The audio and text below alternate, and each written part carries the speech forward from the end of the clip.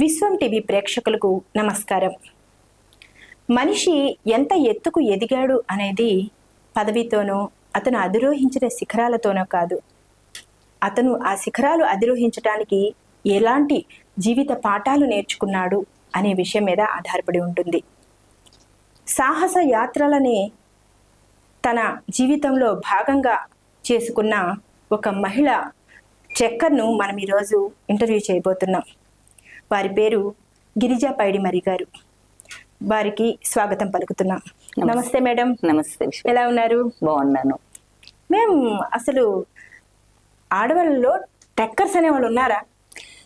లేరమ్మా, అదే నా సమస్య. మన దగ్గర చాలా తక్కువ మంది ఉన్నారు. ఇప్పుడు యూత్ వస్తున్నారు, కానీ అది కూడా తక్కువ మందే ఉన్నారు కంపారిటివ్లీ. అందులో ఇట్లా 60+ లో ఉన్న వాళ్ళు అయితే అసలు లేరనే చెప్పాలి. అయితే నేను మొన్న లోనావాలా ట్రెక్కి వెళ్ళాను. విచిత్రంగా నా ఫస్ట్ టైము 60+ ఉమెన్ ని ఆ ట్రెక్ లో నేను చూసాను. చాలా అంటే చాలా హ్యాపీ అనిపించింది. అయితే వాళ్ళు ఒంటరిగా కాకుండా కపుల్స్ గా వచ్చారు, వైఫ్ అండ్ హస్బెండ్ గా వచ్చారు. హస్బెండ్స్ తో వచ్చినా కూడా 60+ ఉమెన్ ట్రెక్కింగ్ కి వచ్చారు అనేది నాకు చాలా సంతోషం కలిగించిన విషయం. అసలు ఈ ట్రెక్కింగ్ మీద మీకు ఆసక్తి ఎలా కలిగింది? ట్రెక్కింగ్ మీద ఆసక్తి అంటే చిన్నప్పటి నుంచి ఉంది. బేసికల్ గా నాది విలేజ్ బ్యాక్గ్రౌండ్ కాబట్టి 10th క్లాస్ వరకు ఊళ్ళో చదువుకున్నాను.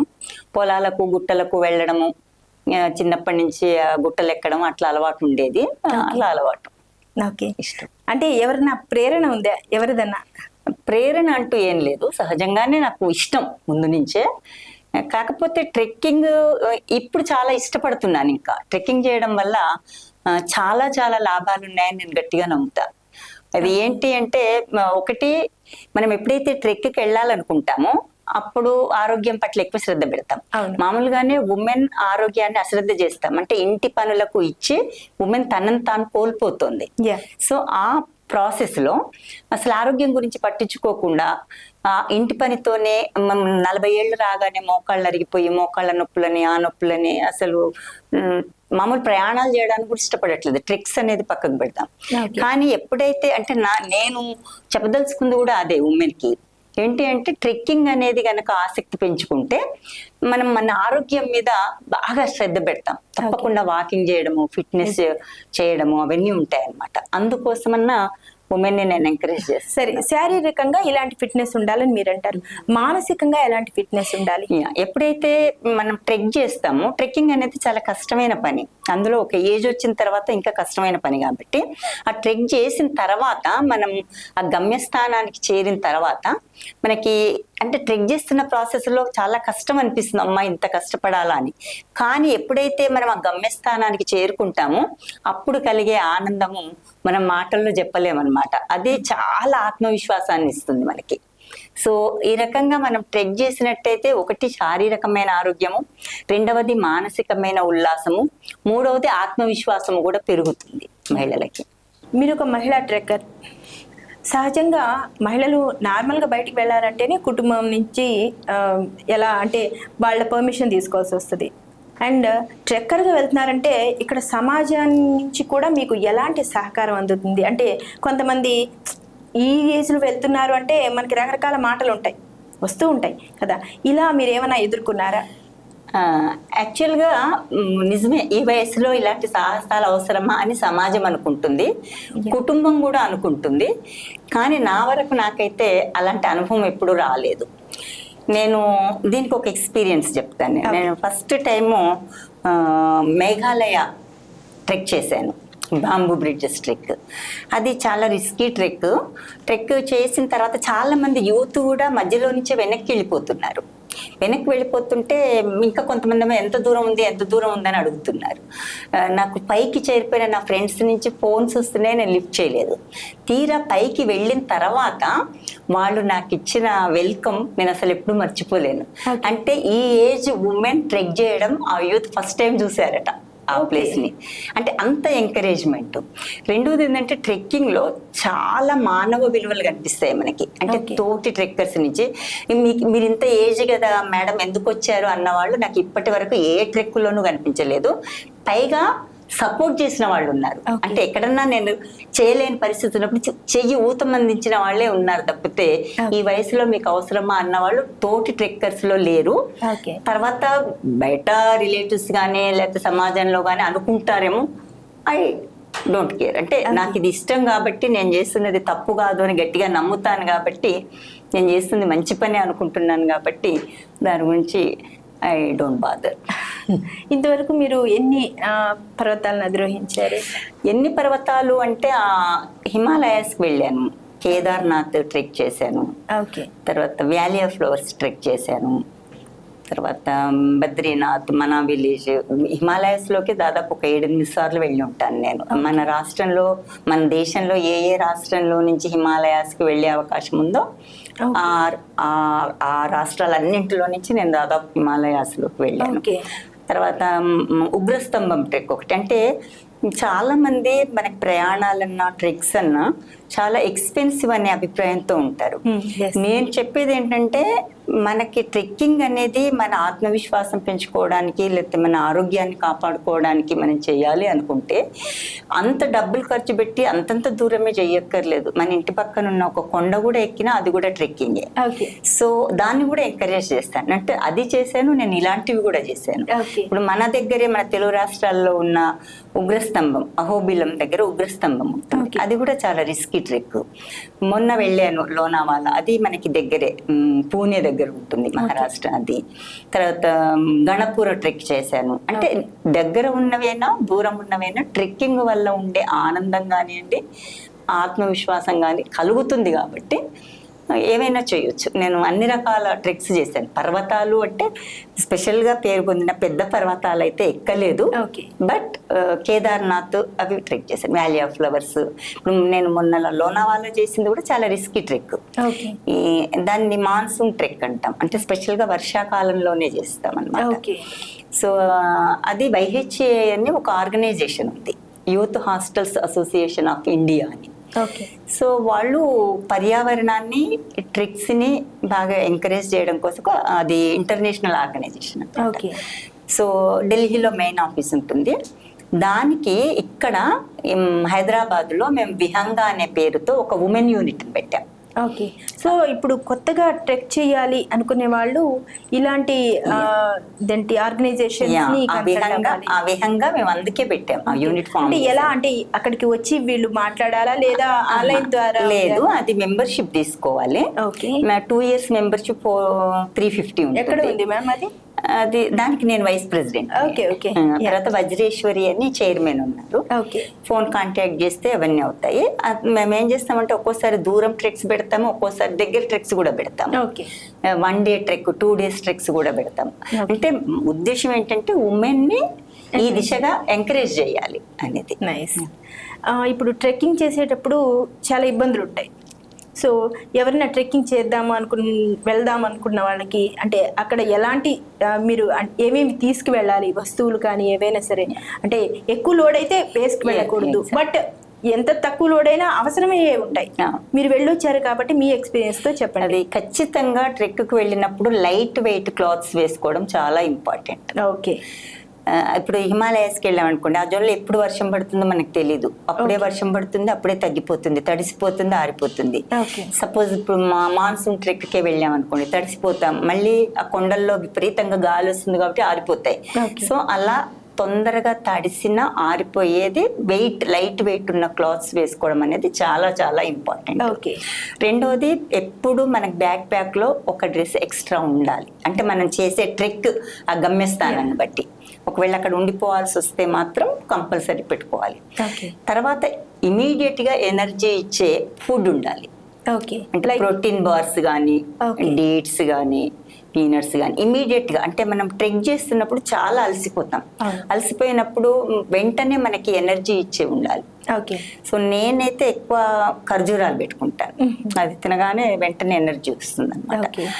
కొన్ని చోట్ల ఏమవుతుందంటే కోతులు కూడా చాలా ఉంటాయి. అలాంటి చోట్ల మనకి ఏమవుతుందంటే అవి తీసుకొని తినడం కూడా ఇబ్బంది అవుతుంది. సో అలాంటివి కూడా కొంచెం జాగ్రత్తలు తీసుకోవాలి. షూస్ లాంటివి, షూస్ కంపల్సరీ ట్రెక్కింగ్ షూసే ఉండాలి. ఓకే, స్టిక్ ఉంటుంది. సో వీటితో కాస్త జాగ్రత్తగా మనం వెళ్ళచ్చు అంటారు. ఇప్పటి వరకు మీరు చేసిన ట్రెక్కింగ్స్ లో ఏదైనా చాలా ఇబ్బంది పడుతూ చేయాల్సి వచ్చింది, బట్ మేము గమ్యస్థానానికి చేరుకున్నాము అనేది? వ్యాలీ ఆఫ్ ఫ్లవర్స్ అండి. వ్యాలీ ఆఫ్ ఫ్లవర్స్ కి మామూలుగా మనకి గుర్రాలు, హెలికాప్టర్ అవి పర్మిషన్ ఉండదు. అది హిమాలయాస్ లో ఉంది. ఉత్తరాఖండ్ రాష్ట్రం వాళ్ళు పెడతారు. వైహెచ్ఏ నుంచే వెళ్ళాను. సో దాదాపు ఒక 10 మందికి మాత్రమే ఈ బాస్కెట్ బాయ్స్ కి ఉత్తరాఖండ్ వాళ్ళు పర్మిషన్ ఇస్తారు. సో వాళ్ళు కింద నుంచి అడుగుతుంటారు ఎవరైనా, అంటే ఎక్కలేని వాళ్ళు ఎవరైనా ఉంటే. సో మేము వెళ్ళేది వైహెచ్ఏ నుంచే. వాళ్ళు ఎట్లా ఉంటారంటే ముందర ఒక గైడ్ ఉంటారు, వెనక ఒక గైడ్ ఉంటారు. ఆ బాస్కెట్ బాయ్స్ ఏంటంటే వాళ్ళకి అదే ఆదాయం కాబట్టి వెంట వస్తూ ఉంటారనమాట. అట్లా ఒక అబ్బాయి నన్ను ఫాలో చేస్తూ ఖాళీగానే వస్తున్నాడు. మా వైహెచ్ఏ గైడ్ ఉంటే ఇది ట్రెక్కర్స్ గ్రూపు, వీళ్ళు ఎక్కరు అందులో అని చెప్తున్నాను. నేను ట్రెక్ చేస్తూ ఉన్నాను. జస్ట్ ఇంకొక కిలోమీటర్ అయితే మధ్యలో ఒక బ్రిడ్జ్ ఉంది. అది దాటగానే అల్లంత దూరంలో అది కనిపిస్తుంది ఫ్లవర్స్ తోట అంతా. ఆయన కూడా చెప్తున్నాడు, మేడం ఎంత దూరం వచ్చేసింది ఇంకెక్కదయ్యా అనేసి. అక్కడ ఏమైందంటే టక్కున నా మోకాలు కండరం పట్టేసింది. అది చాలా, అంటే స్టెప్స్ ఉండవు, చాలా పెద్ద పెద్ద రాళ్ళు ఉంటాయి అనమాట. టక్కున పట్టేసింది. వెంటనే బ్యాక్ ప్యాక్ లో ఈ పెయిన్ కిల్లర్, స్ప్రే అవి కూడా పెట్టుకోవాలి ఖచ్చితంగా. నేను అక్కడ కింద కూర్చొని స్ప్రే చేశాను. స్ప్రే చేసి కొంచెం ఇదైన తర్వాత కాస్త కాలు జాడించి చేశాక నాకు డౌట్ వచ్చింది, నేను ఇంకా అంత దూరం నడవగలుగుతానా లేదా అనేది. సరే అబ్బాయి కూడా నాతో వస్తున్నాడు కదా, పాపం వాళ్ళకి అదే ఆదాయం అని అక్కడ కొంచెం ఆ 2 కిలోమీటర్స్ కోసం నేను ఆ బాస్కెట్ ఎక్కాను. ఎక్కిన తర్వాత నేనేమనుకున్నానంటే అక్కడి వరకు వెళ్ళిపోతాను అనుకొని ఎక్కా. తీరా అక్కడ పోయాక తెలిసిందంటే అబ్బాయి ఆ ఫ్లవర్ గార్డెన్స్ ఉంటాయి కదా, న్యాచురల్ ఫ్లవర్ గార్డెన్స్, దానికి ముందరే ఒక స్పాట్ లో ఆపేశాడు. మేడం ఆ ఫ్లవర్స్ గార్డెన్స్ లోకి మాకు అలౌడ్ లేదు, మీరే వెళ్ళాలి నడుచుకుంటూ అని. సో ఆ ఫ్లవర్ గార్డెన్ కూడా దాదాపు ఒక 3-4 కిలోమీటర్స్ ఉంటుంది తిరగడానికి, అంటే అన్ని దీనిలలో. సో ఇంకేం చేశాను, జస్ట్ అది ఎక్కి వంతెన దిగి ఆ స్పాట్ దగ్గర దాకా వెళ్ళాను అనమాట. నాకు ఒక క్షణం అనిపించింది, నేను ఎంత కష్టపడి ఇక్కడ దాకా వచ్చాను. ఆ పూలల్లో అవి ఆ హిమాలయ పర్వతాలలో ప్రత్యేకమైన జూలై ఆగస్టులో పూసే పూల గార్డెన్స్ అవి. అది కూడా వారానికి ఒక కలర్ మారుతూ ఉంటది అనమాట. ఇంత దూరం వచ్చి అది 2 సార్లు బుక్ చేసుకొని క్యాన్సిల్ అయ్యి 3వ వెళ్ళాను ఆ సారి. సో ఇంత కష్టపడి ఇక్కడ దాకా వచ్చాను, నేను అందులోకి వెళ్ళకపోతే ఎలాగా అనుకున్నాను. వాళ్ళకి పర్మిషన్ లేదు. అది ఎక్కినా కూడా నాకు ఉపయోగం లేకపోయింది. అసలు ఎక్కిందే నేను అందులో కూడా తీసుకెళ్తాడు, అందులో కూర్చొని వెళ్ళొచ్చులే అనుకున్నాను అనమాట. ఇంకా అంతే, అక్కడ విల్ పవరే పనిచేసింది. పాప మా అబ్బాయి కూడా కొంచెం ఇక్కడ మసాజ్ చేశాడు. నేపాలీస్ ఉంటారు వాళ్ళ పిల్లలు, వాళ్ళకి జీవన మార్గం కూడా అదే. సో మసాజ్ చేసి మీరు వెళ్ళండి మేడం, నేను కూడా మీతో నడిచి వస్తాను, ఇట్లా రాకూడదని ఆ బాస్కెట్ అక్కడ పెట్టి వచ్చాడు. మొత్తం గార్డెన్ అంతా తిరిగాను. మళ్ళీ అది ఆ కండరం పట్టేయడం వల్ల నాకు ఇబ్బంది కలిగింది. మీకు ఇప్పటి వరకు వెళ్ళిన ట్రెక్లో అద్భుతంగా అనిపించింది ఏది? అంటే ఇది అయితే చాలా బాగుంటుందమ్మా, అక్కడికి మీరందరూ వెళ్ళాల్సిందే అన్నది? అట్లా ఏం లేదు, దేనికి ప్రకృతి ఉంది చూసారా, దేనికి అదే అందం. మీరు చాలా ప్రదేశాలకి ట్రెక్కింగ్కి వెళ్ళారు. అక్కడ అంటే అక్కడ జీవన విధానాన్ని, అక్కడ మనుషులతో మాట్లాడడము అలా ఏమైనా ఇంటిమేట్ అవుతుంటారు వాళ్ళతో? మనుషులు కనిపిస్తే ఖచ్చితంగా అవుతాను. అందులో స్త్రీలు కనిపిస్తే ఇంకొంచెం ఎక్కువసేపు మాట్లాడతాను. మొన్ననే నేను లోనావాలా ట్రెక్కి వెళ్ళాను. వెళ్ళే కోరేగఢ్ ఫోర్ట్ మేము ట్రెక్ చేస్తున్నాం వర్షంలో. వెళ్ళేప్పుడు ఆ షాప్ చిన్న షాప్స్ పెట్టుకుంటారు వాళ్ళు, అంటే వాళ్ళకి ఫైనాన్షియల్ సపోర్ట్ కొరకు. సో వెళ్ళేటప్పుడు ఏదో చిన్న డబ్బాలాగా ఉంది, ఎవరు లేరు అక్కడ. రిటర్న్ వస్తుంటే అక్కడ ఒక మహిళ కనిపించింది, టీ, కూల్ డ్రింక్స్, వేడివేడిగా మ్యాగీ అది చేసేస్తూ కనిపించింది అనమాట. అక్కడ టీ కొరకు ఆగి మాట్లాడాను.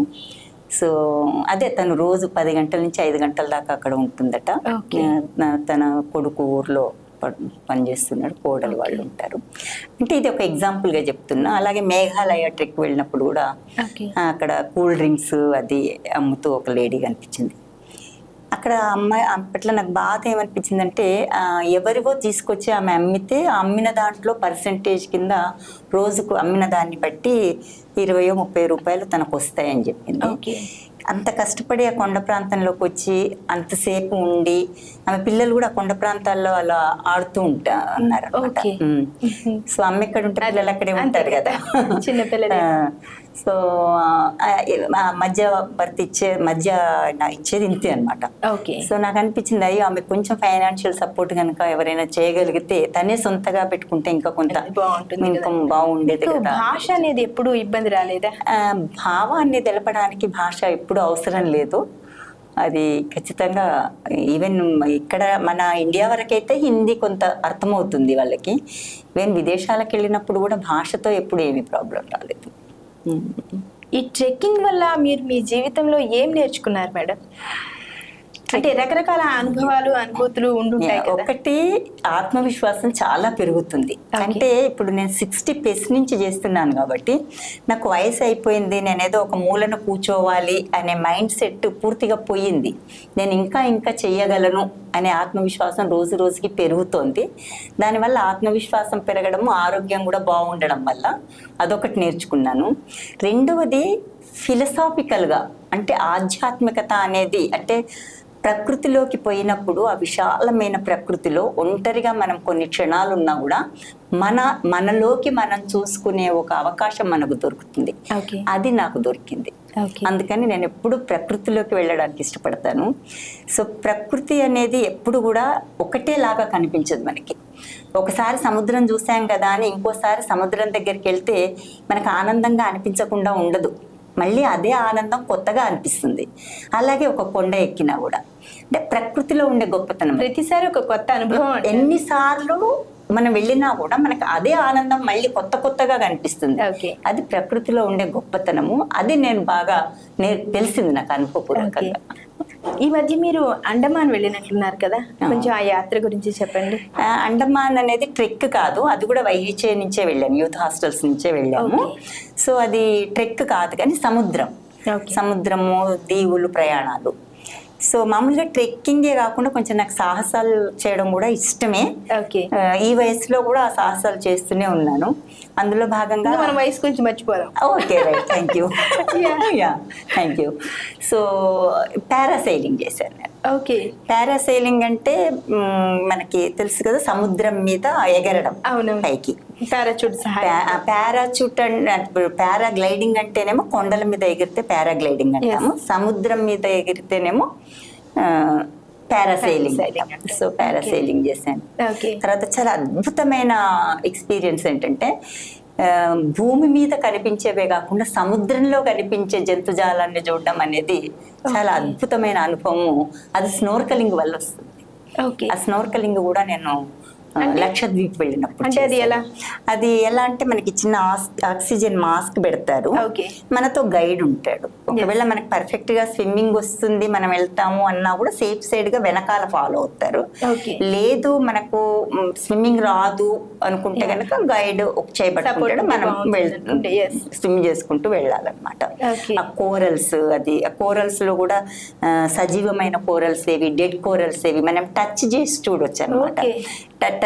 చనిపోయిన డెడ్ కోరల్స్ అయితేనేమో హార్డ్ గా ఉంటాయి, లైవ్ కోరల్స్ అయితేనేమో మెత్తగా తగులుతాయి.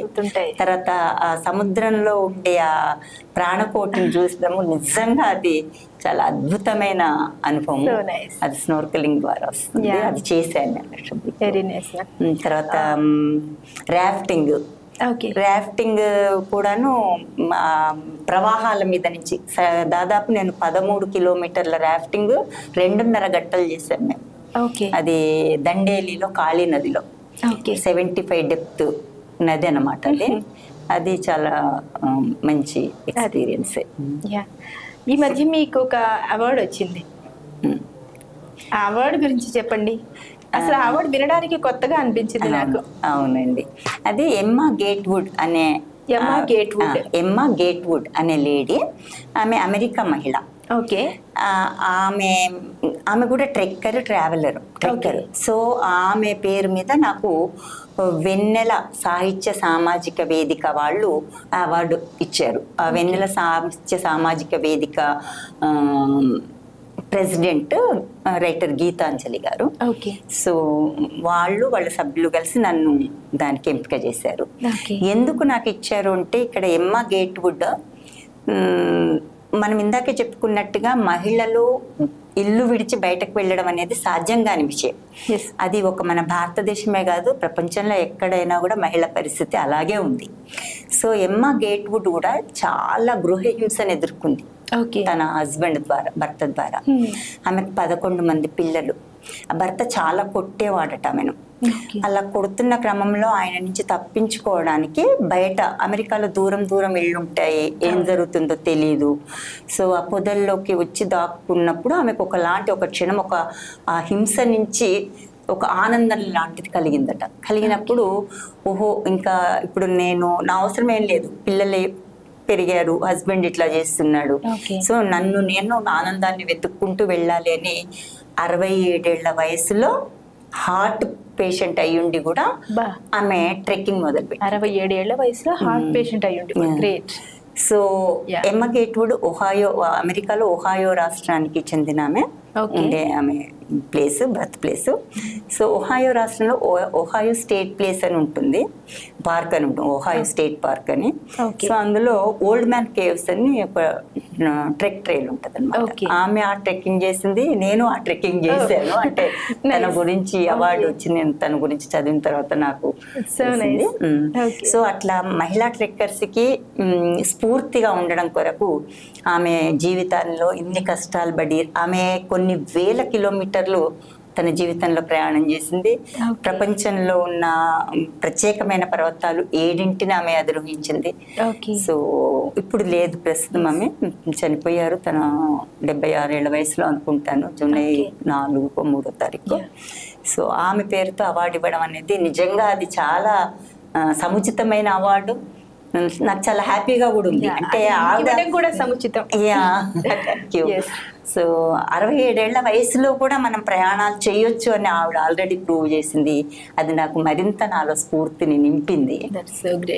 అందువల్ల నాకు ఆ కండరం నొప్పి అయినా కూడా మళ్ళీ ఈ మధ్య నేను లోనావాలా ట్రెక్కి వెళ్ళి చేయగలనా అనుకొని అంత వర్షం నీళ్లలో జలపాతాలకు ఎదురు కూడా ట్రెక్ చేసి బిఫోర్ లాస్ట్ వెళ్ళి కూడా ట్రెక్ చేయగలను అని నేను ప్రూవ్ చేసుకున్నాను. మ్యామ్, ఇదివరకు మీరు ఒక గవర్నమెంట్ టీచర్, సామాజిక కార్యకర్త మీరు, అండ్ యువర్ ఏ రైటర్. రైటర్గా మీరు ఏమైనా పుస్తకాలు రాశారా? యాక్చువల్గా నాకు పుస్తకాలు వేసుకోవాలనే ఆలోచన చాలా తక్కువ ఉండేది. రాయడము పేపర్స్కి అంతే. బేసికల్గా నా స్పెషలైజేషన్ కూడా విమర్శ, తెలుగు సాహిత్య విమర్శలో నేను ఎంఫిల్ చేశాను హైదరాబాద్ సెంట్రల్ యూనివర్సిటీ నుంచి. సో జీవి సుబ్రహ్మణ్యం గారని ప్రముఖ విమర్శకుడు అప్పుడు నా గైడ్గా ఉన్నారు. సో నేను ఎక్కువ విమర్శ వ్యాసాలు రాస్తాను. తెలుగు సాహిత్య రంగంలో విమర్శకులు తక్కువ, అందులో మహిళా విమర్శకులు చాలా తక్కువ. సో అందుకని ఎక్కువగా నేను సమీక్ష వ్యాసాలు, విమర్శ వ్యాసాలే రాశాను. అట్లా మనం అనే ఒక పేపర్కి 60 వారాలు పుస్తకం అనే పేరుతో ఒక కాలం రాశాను. ఆ పుస్తకం ఏంటంటే డిఫరెంట్ కైండ్ ఆఫ్ బుక్స్ని ఇంట్రడ్యూస్ చేశాను. అంటే ఒకే రకమైన, అంటే హిజ్రాల మీద ఒక పుస్తకము, ట్రావెల్ లాగు, ఆటోబయోగ్రఫీ, ఇలా డిఫరెంట్ పుస్తకాలని నేను పరిచయం చేస్తూ 60 వారాలు కాలం నేను రాశాను. తర్వాత ఈ మధ్య ఫ్రెండ్స్ అందరూ కథలు, కవిత్వాలు రాయమంటే మొదలు పెట్టాను. 2-3 కథలు కూడా ఆయా సంకలనాల్లో వచ్చాయి. తర్వాత నేను రాసిన ట్రావెలాగ్స్ పేపర్స్లో పబ్లిష్ అవుతాయి. అవి చదివి చాలా మంది స్నేహితులు పుస్తకంగా తీసుకురమ్మని ప్రోత్సహించారు. అంటే మహిళా కోణంతో ఉన్న వ్యాసాలు ఇవి తప్పకుండా తీసుకురానంటే, ఈ మధ్య మొన్న బుక్ ఫేర్ టైంలో గిరియానం అనే పేరుతో నా ట్రావెలాగ్స్ బుక్ ఒకటి తీసుకొచ్చాను. తర్వాత మళ్ళీ బుక్ ఫేర్ టైంకి ఆసియా దేశాలు అని ఇంటర్నేషనల్ ట్రావెలాగ్స్, అంటే ఆసియా ఖండంలో నేను తిరిగిన దేశాల మీద ఒక పుస్తకం తీసుకురావాలి అనే ఆలోచన అయితే ఉంది. చూడాలి మరి. విదేశాలు అంటే ఎక్కడెక్కడికి వెళ్ళారు మీరు? చాలానే వెళ్ళాను. ఆసియా దేశాల్లో దాదాపు ఒక 10-15 వెళ్ళి ఉంటాను. రీసెంట్గా వెళ్ళింది అయితే జపాన్. ఓకే. అంత దాదాపు ఎవ్రీ మంత్ ట్రావెల్ చేస్తాను. ఇదంతా కూడా మీ అంటే ఈ సంస్థ తరపు నుంచి మీరు అన్ని సంస్థ తరపు నుంచి కదా, ట్రెక్స్ మాత్రం సంస్థ అంటే బైహెచ్ఏ నుంచి ఉంటాయి. Yes, yes. మిగతావన్నీ Travels అయితే మన okay, యూజువల్ గా groups నేను చూసి బుక్ చేసుకుంటాను, అక్కడ ఎవరైనా కలిస్తే కలుస్తారు. ఓకే. మీ డ్రీమ్ ట్రెక్ ఏంటి మేడం? డ్రీమ్ ట్రెక్ ఏం లేదు, trek it self my dream. Okay, that's nice. Okay, ఇప్పుడు కొత్తగా ట్రెక్కింగ్ చేయాలి అనుకునే వాళ్ళకి మీరేం చెప్తారు? ట్రెక్కింగ్ చేయాలి అనుకునే వాళ్ళు ట్రెక్కింగ్ చేయాలి అనుకుంటేనే నేను చెప్పాల్సిన అవసరం లేదు. వాళ్ళలో వాళ్ళు కాన్ఫిడెన్స్ పెంచుకోవడానికి ముందు ఫిట్నెస్ మీద శ్రద్ధ పెడతారు. ఓకే. కాబట్టి వర్కౌట్స్ చేయడము, లేదంటే యోగా చేయడము, వాకింగ్ చేయడము, ఇలాంటివి చేసుకొని ట్రెక్కి వెళ్తారు. ఎందుకంటే ఒక ట్రెక్కి వెళ్తున్నాము అంటే ఆ ట్రెక్ నేను చేయగలనా లేదా, లేదు ఇవేవి చేయకుండానే ఒక ట్రెక్కి వెళ్ళి వస్తే వాళ్ళ క్యాలిబర్ ఏంటో తెలిసిపోతుంది. కాబట్టి ఇంకో తర్వాత నెక్స్ట్ ట్రెక్ కన్నా వాళ్ళు ఈ జాగ్రత్తలన్నీ తీసుకుంటారు. కాబట్టి నేను ప్రత్యేకంగా చెప్పక్కర్లేదు, వాళ్ళ అనుభవంతోనే వాళ్ళ ఆరోగ్యం పట్ల, ఫిట్నెస్ పట్ల శ్రద్ధ పెడతారు. ట్రెక్స్కి వెళ్ళాలి, వెళ్ళడం వల్ల ఇంకా ఆత్మవిశ్వాసం పెరుగుతుంది, దానివల్ల వాళ్ళు చాలా ఆనందంగా, హ్యాపీగా, ఆరోగ్యంగా ఉంటారు. మీ లైఫ్ని ఒక లైన్లో చెప్పాలంటే? ప్రయాణం. చాలా వన్ వర్డ్లో చెప్పారు. మీరు ఇక చివరిగా మీరు వెళ్ళబోయే, ఇంకా ఇప్పుడు నెక్స్ట్ వెళ్ళబోయే ఒక ప్లేస్ చెప్పండి. నెక్స్ట్ నేను August 2nd వెళ్తున్నాను. మొత్తం బుద్ధిస్ట్ సర్క్యూట్ ప్లేసెస్ అన్ని వెళ్తున్నాను. అంటే బుద్ధుడు జన్మించిన దగ్గర నుంచి బుద్ధుడు తిరిగిన ప్రదేశాలు, బుద్ధుడు నిర్యాణం చెందిన వరకు, అంటే జన్మ నుంచి నిర్యాణం చెందిన వరకు ఉన్న ప్రదేశాలు ఏవైతే ఉన్నాయో దాన్ని బుద్ధిస్ట్ సర్క్యూట్ అంటాం మనము. ఆ బుద్ధిస్ట్ సర్క్యూట్ కి నేను August 2nd వెళ్తున్నాను. సో నైస్ మేడం, చాలా బాగుంది. నిజంగా ఇలా ప్రయాణాలు చేస్తూ స్త్రీలు శారీరక మానసిక ఆరోగ్యాన్ని కూడా పెంపొందించుకోవచ్చు. మీరు ఇంకా మంచి మంచి ప్రయాణాలు, మంచి మంచి ప్లేసులకు వెళ్ళి చూసి రావాలని మేము కోరుకుంటున్నాం. Thank you so much. Thank you Vishveka, thank you very much.